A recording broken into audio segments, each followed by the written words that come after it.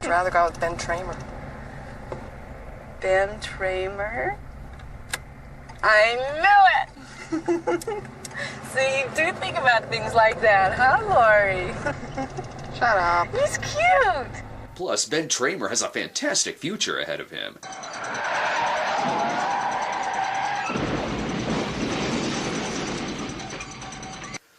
At least for the next 8 hours or so. Hi there, I'm here to bone in your house while your daughter watches horror films. Poor Loomis, bet he wished he were with Ben Tramer tonight.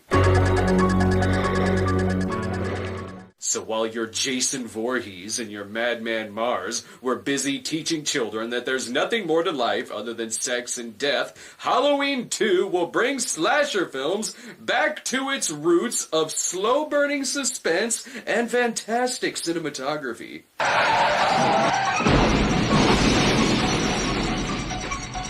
Jesus Christ! Or fuck it! Let's just blow some shit up! Meanwhile, Dr. Loomis is the calm yet very worried doctor from the first film, meaning he's an armed vigilante chasing down anyone who looks like Michael Myers. That is, if Michael Myers stopped for a bag of candy first.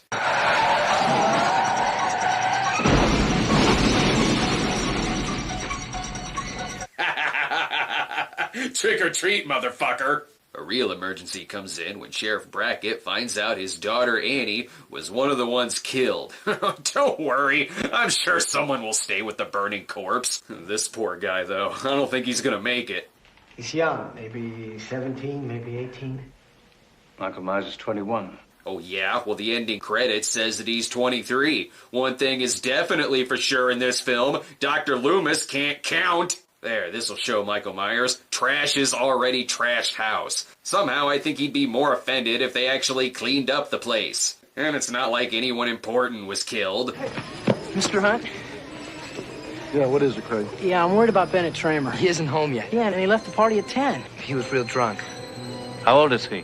17. He had this stupid mask on. Wait, Ben Tramer? The Ben Tramer? I'd rather go with Ben Tramer. Ben Tramer? Now Lori has to settle for Lance Guest? And why am I being so mean to Lance Guest? And fuck you people and your smiling faces. Fucking Ben Tramer just died, you insensitive pricks. If you're wondering why the nurse showed up, it's to tell Loomis why he's a terrible doctor. Dr. Loomis, this thing is all over the state. The patient escapes once, murders 3 teenagers. You shoot him with a gun, he escapes again. Nope, not buying it. This guy was so not a teenager. And no love for dead truck guy? And at least Michael didn't have a hand in offing Ben Tramer, you insensitive prick. Listen, I can't find anybody. Bud's gone. Mrs. Alves is gone. And no one seems to be worried that we have 0 patients. Doesn't anyone else find this weird? And this lady doesn't count. This actually has nothing to do with Michael Myers. It's just a Ben Tramer blood donation that went terribly wrong. Hey, wouldn't it be funny if they put her in the ambulance and then just parked and took her back out? She's gonna need another stiff cocktail once they tell her what happened to Ben Tramer. This must be what set Lori onto her goth phase. Hell, maybe Ben's in the ambulance with her. This movie completely missed the point of everything that made the first film great, which was the impending romance of Laurie Strode and Ben Tramer, who they abruptly killed off in the first act of this film. See? The people on the IMDb message boards get it, asking, who's the bigger drunk, Ben Tramer or Dr. Mixture? Well, to my knowledge, Ben Tramer wasn't operating on anyone, so I believe that Dr. Mixture is in the wrong here. Or how about Ben Tramer dressed as Michael Myers? Why? Well, sure. Blame the victim. Also, it was already established in the first one that the pale-faced William Shatner mask was a hot item at the time, so why wouldn't he be wearing that? A decade ago, Halloween night, he murdered 16 people, maybe more, trying to get to his sister. Nearly got her, too. But his doctor, of all people, shot him 6 times. Thank you. That's for the one guy in the audience who hasn't seen Halloween 1 and 2, but for some reason is going to see Halloween 4. Plus, the poster already gave us a recap. I believe it means it's been 10 years since the loss of Ben Tramer, thank you very much. And we still haven't gotten a proper Ben Tramer memorial in Haddonfield. Loomis goes to see Sheriff Meeker, who will beat the shit out of Michael, just as he did his son, Henry Hill. Myers has been locked up since before she was born. He's never laid eyes on her. I understand why they're skeptical. They were skeptical last time, too. And what was the worst that happened? Alright! 16 dead people! They go searching for Jamie, but I hope they put an extra guard on Ben Tramer's family, just to be safe.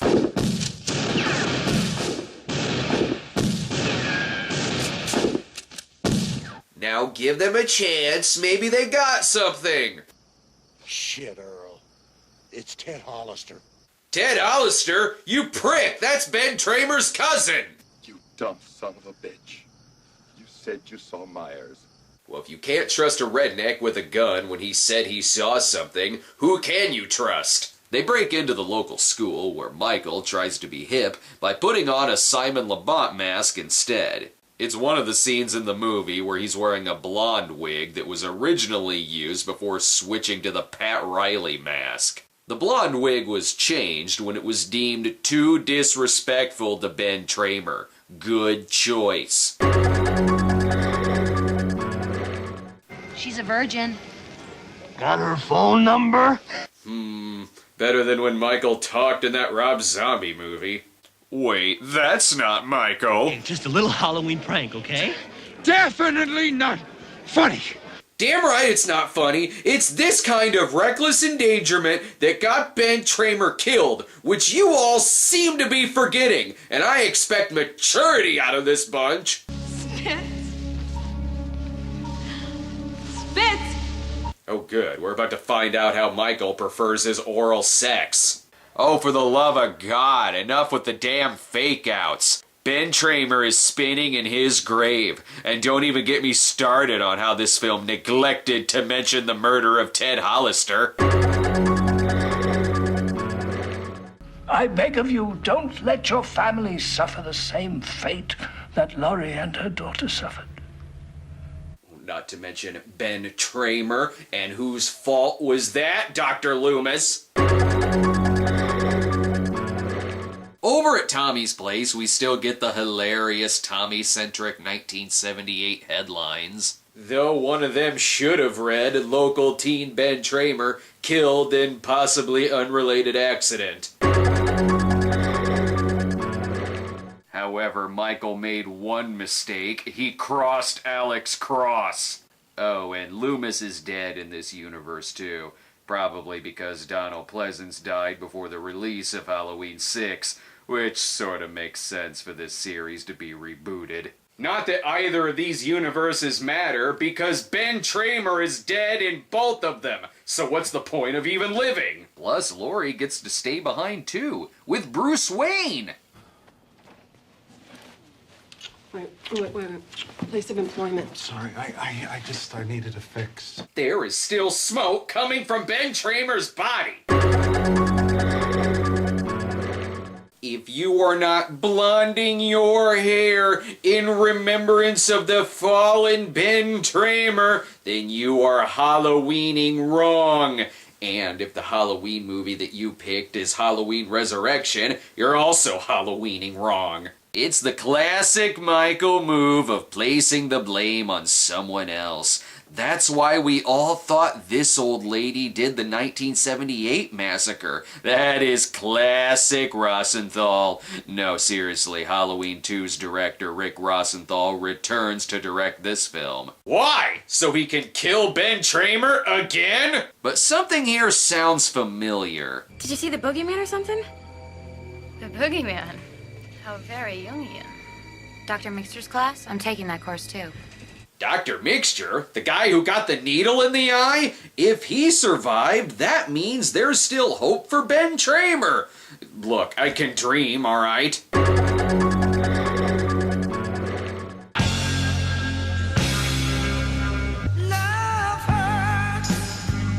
What year is this taking place?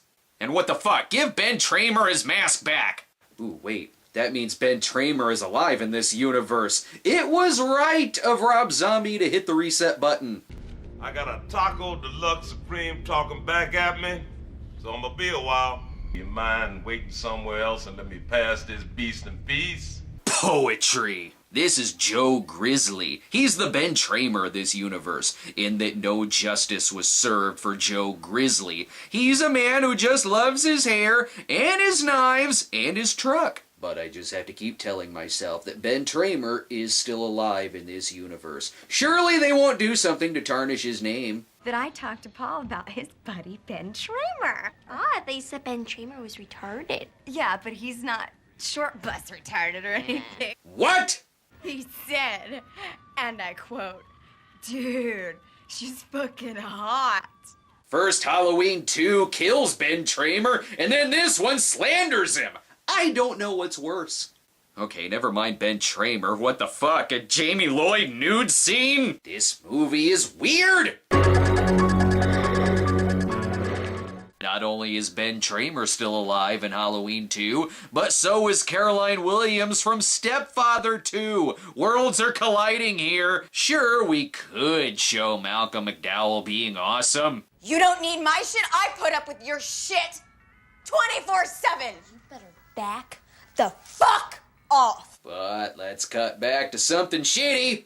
If Ben Tramer could see Laurie now, he'd wish he got hit by a car and blown up. This series now has more timelines than Lost, and I think Laurie has been resurrected more times than Michael has. Sure, that does mean that the timeline is once again being reset to save the life of Ben Tramer, but after watching these two Rob Zombie films, what I'm really mad at is there was absolutely no justice for Joe fucking Grizzly! 2 failed marriages, rocky relationship with your daughter and granddaughter. Wait a minute. This movie is my dream come true. If part 2 doesn't exist in this timeline, that means that not only is Ben Tramer still alive, but he was once married to Laurie. Granted, they don't actually say Ben Tramer by name, but it was totally him. The other husband was probably this guy, or Bud. Sorry. I guess I just fuck up all the time. Yeah, you effed up your marriage, bro. Ben Tramer was a way better husband to Laurie. Look, it's him. Here we go. No, that's Ben Tramer's grandson. You're about to make the same mistake again. Oh, phew, the younger generations of Tramers are safe.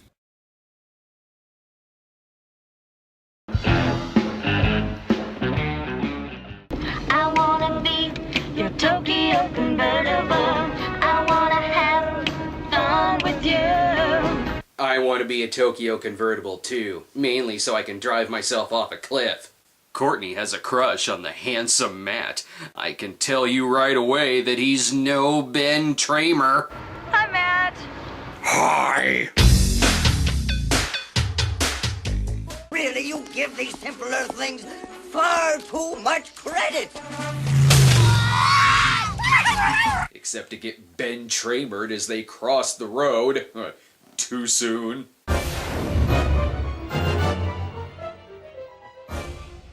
Jason's body is taken to the nearest morgue all the way in Ohio. The twist is that he isn't really dead because look, Kane Hodder is right fucking there. Embarrassment is gonna strike when they realize they accidentally blew up Ken Tramer.